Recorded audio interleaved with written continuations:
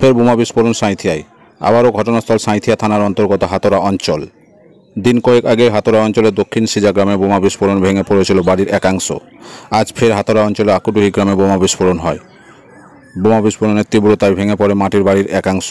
ঘটনাস্থলে এসে পৌঁছায় সাঁইথিয়া থানার পুলিশ। তবে কী কারণে বাড়িতে বোমা মজুত করা হয়েছিল তা তদন্ত চালাচ্ছে পুলিশ।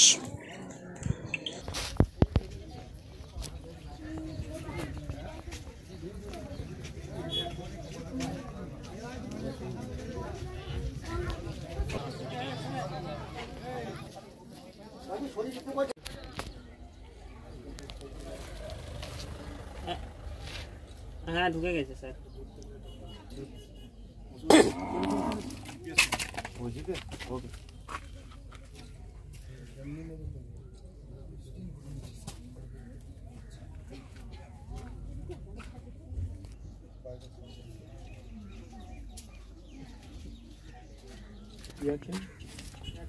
এয়ারটেলে চলে হয়ে যাবে।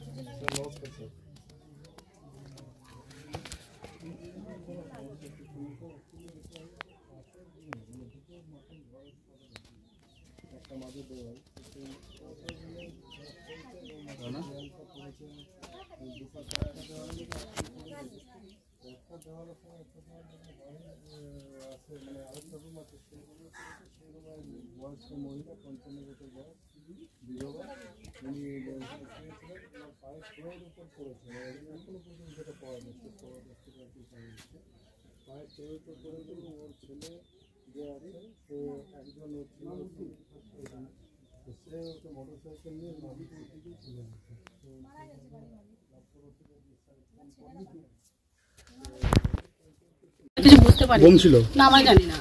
আওয়াজ তো হয়েছে গলিতে কেউ যদি কিছু দিয়েছে বদমাশি করে সব দিয়েছে, কি জানবো। আমার সব শেষলাম, বেটা ছেলেরাও নেই। যে মহিলাটা ইনজয় হয়েছে কে হয় আপনার?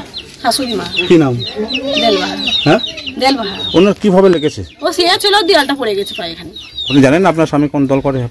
জানেন বি পার্টি করে না, ইমামউদ্দিন কোন পার্টি করে?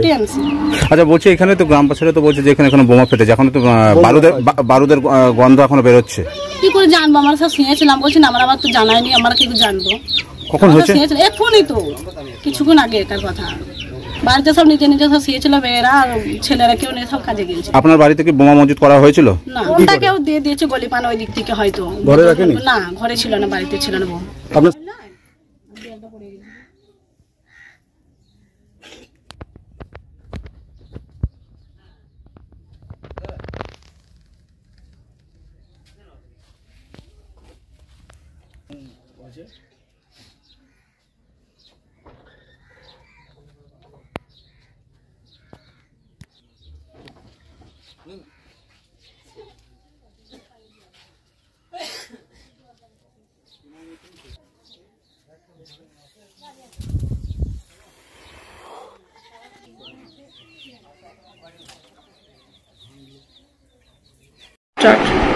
আজকে সাঁইথিয়া বিধানসভার অন্তর্গত হাতরা অঞ্চলের কাকুডুহি গ্রামে আবারও বোমা বিস্ফোরণ। কার বাড়িতে? শেখ লালন। লালনকে লালন হচ্ছে তৃণমূল কংগ্রেসের নেতা। গত পঞ্চায়েত ভোট, লোকসভা ভোট, তার আগে বিধানসভা ভোট, প্রত্যেকবারে এই হাতরা অঞ্চল এবং ফুলুর অঞ্চলের এই সমস্ত গ্রামগুলো বোম বারুদে মজুদ থাকে। সেই বোম বারুদ কোথায় বিস্ফোরণ ঘটানো হয়? বিজেপির বাড়িতে। বীরভূম প্রশাসন সব জানে, সব খবর আছে, কিন্তু বীরভূম প্রশাসনের হাত পা বাঁধা। কেউ ভাইজানের ভক্ত গোষ্ঠী, কেউ দাদার গোষ্ঠী। এক পক্ষর বাড়িতে বোম থাকলে এক পক্ষ প্রেশার দেয়, এক পক্ষ বলে অ্যারেস্ট করা হবে না, এক পক্ষ বলে অ্যারেস্ট। কিন্তু ঘটনা সেটা নয়। ঘটনা হচ্ছে 3 দিন আগে ওই হাতরা অঞ্চলে বিস্ফোরণ ঘটল ফেরা শেখের বাড়িতে। প্রশাসন নির্বাক, প্রশাসন এফআইআর করে ছেড়ে দিল, তাকে ধরতে পারল না। আবার সেই হাতরা অঞ্চলে সেই অন্য গ্রামে লালন শেখের বাড়িতে। লালন শেখ তৃণমূল কংগ্রেসের লিডার। তো আমরা দাবি জানাচ্ছি বীরভূম প্রশাসনের কাছে তথা সাঁইথিয়া প্রশাসনের কাছে যে অতি সত্বর লালন শেখ এবং শেখ ফেরাকে গ্রেপ্তার করতে হবে এবং আইনানুগ ব্যবস্থা গ্রহণ করতে হবে। যদি না করা হয় তো আমি এবং আমার দল এবং আমরা প্রশাসনকে কালকে ডেপুটেশনের মাধ্যমে জানিয়ে এসেছি, আগামী 7 দিনের মধ্যে যদি আইনানুগ ব্যবস্থা এবং তৎসহ যদি গ্রেপ্তার না করা হয়, আমরা সাঁইথিয়া প্রশাসনের কাছে তীব্র আন্দোলন করব, যে ঝাঁজ বীরভূম প্রশাসন অবধিও যাবে।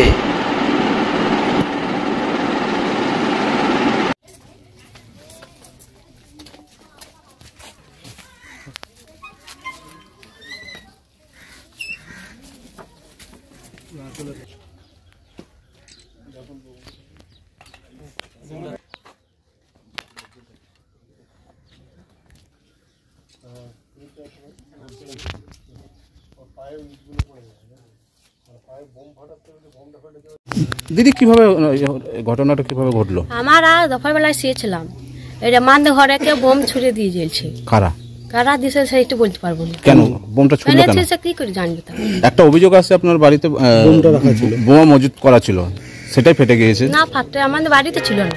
তাহলে কেন বোমটা দিল? আপনার সময় তাহলে সে থাকলে ও বাড়িতে বোম থাকলে কি সে থাকতে পারবে ওপরে? আচ্ছা, তাহলে ঘটলো কিভাবে? ঘটনাটা কিভাবে ঘটলো? দোষ মন আচ্ছা মনে হয়। কারা আছে? কারা তারা? কেন পার্টিগত কোনো ঝামেলা চলছে? লোকরা দিয়ে জ্বলছে। কোন পার্টি?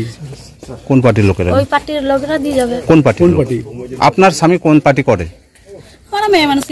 মানুষ অত আমার তাহলে ছুটলো কারা? কারা ছুটলো? আপনাদের এগেইনস্ট পার্টি যারা আছে? আমরা তো পরে শুয়েছিলাম, এবারে কিভাবে ওইটা কিভাবে হয়েছে কি করে বলতে পারবো? এগেইনস্ট পার্টি বলতে এগেইনস্ট টিম বলতে কারা কারা ছুটতে পারে বলে মনে হচ্ছে?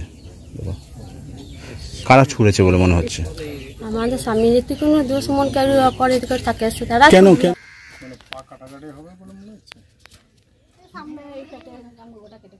আঙুল কাটা যাবে, কাটা থাকবে।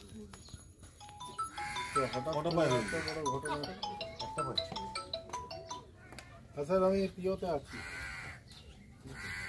হ্যাঁ, পিও চলে আসুন স্যার। আমি ঢুকে গেছি। এই যে দেওয়ালটা পড়লো তার পাশের বাড়িটা তো ওই দেওয়াল দেওয়া আছে, মানে পাশের রুমটাই।